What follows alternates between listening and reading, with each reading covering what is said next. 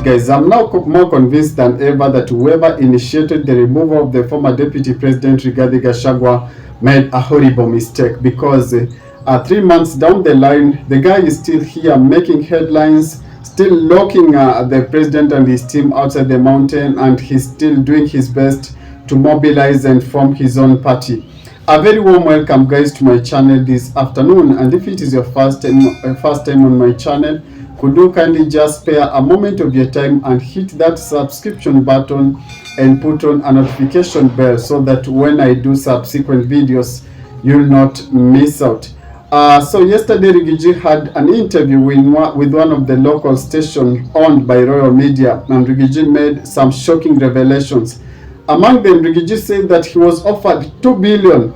Yes, you heard me right. He was offered 2 billion with the president to step aside willingly or to resign willingly from his office, and he said no to that offer, because he said that when your enemy or someone who betrays you tries to show you the way, it's only wise for you to just to go the opposite direction from what they are showing you.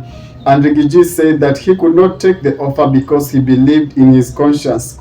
Remember, the war of words between the president and the former deputy president has been hitting momentum recently, and just a few days ago the president was in Western Kenya launching some government project on development tour in Western Kenya, and the president said the fallout between him and the former deputy president was because of his incompetence. The president said that Rigathi was a bit unable to articulate government agenda, and he was a bit not up to the task that he was given.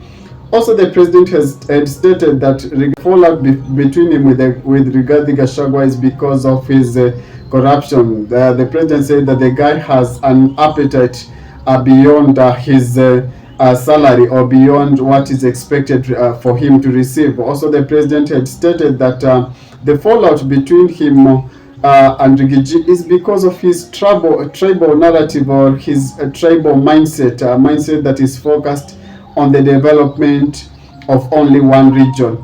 But immediately after the president had uttered those words, Rigathi ran berserk and has been going around the country trying to undo what the president said.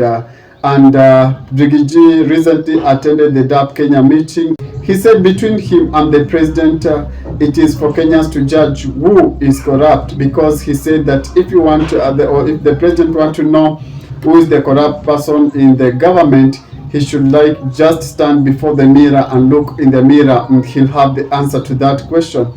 And Rigathi is not cooling down anytime sooner, rather, because remember, it's been 3 months down the line and the guy is still active, trying to mobilize and trying to pull people or to pull other in his place.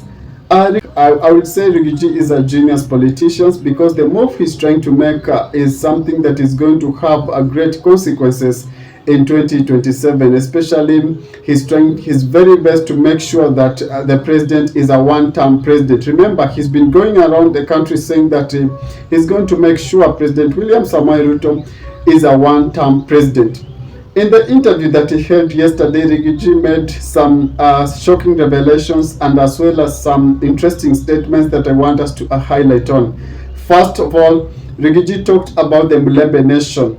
This tells you that there has been scramble for the Western Bloc region, votes for the Western Bloc region recently.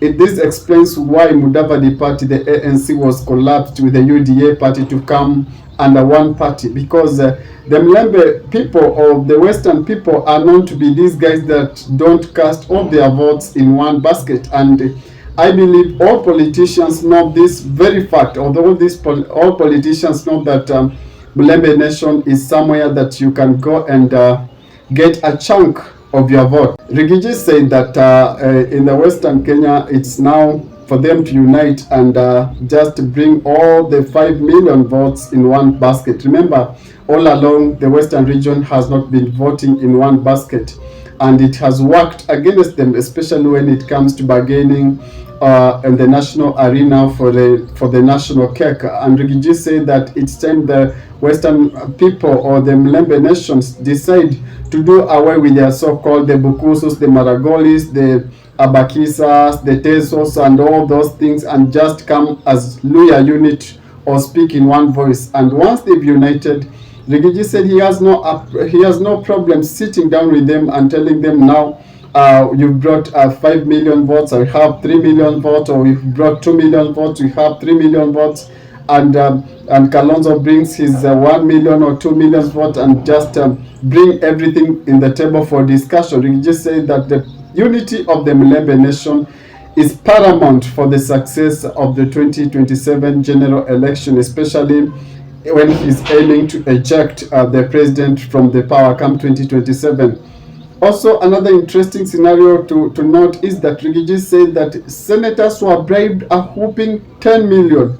Yes, you heard me right. They were given 10 million just to impeach him or to show him the door. And we are yet to verify these allegations, but this comes in the wake of a video that I had done yesterday regarding Okiya Omtata that found its way online, showing Okiya Omtata narrating how the senators were given some money to show Rigathi the door. So I believe the two statements just agree with each other, and it's going to have it's going to paint the upper house in a very negative way, because these are now two people who've been saying the same thing, that these guys were given money to show Rigathi the door. It is important to know that Rigathi has been aiming to form a party, and he said 5 days or 3 days from now he should be naming a vehicle that he's going to use in 2027.